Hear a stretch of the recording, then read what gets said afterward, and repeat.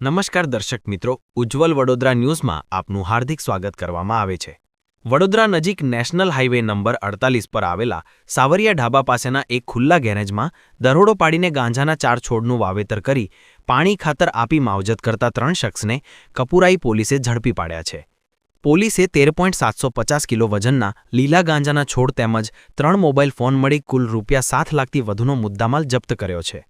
Kapurai police સ્ટેશનના PI DC રાવલની સૂચના હેઠળ પેટ્રોલિંગમાં ફરતા સ્ટાફને ગુપ્ત બાતમી મળી હતી કે તરસાલી બ્રિજથી જાંબુઆ તરફ જતા સાવરિયા ઢાબા પાસે જીઓ ટાવરની બાજુમાં લોખંડના પતરાવાળા ખુલ્લા ગેરેજમાં 3 ઈસમ ગેરેજની ખુલ્લી જગ્યામાં ગાંજાના છોડનો ઉછેર કરી પાણી ખાતર આપી માવજત કરે છે અને તેનું સેવન તેમજ વેચાણ કરે છે।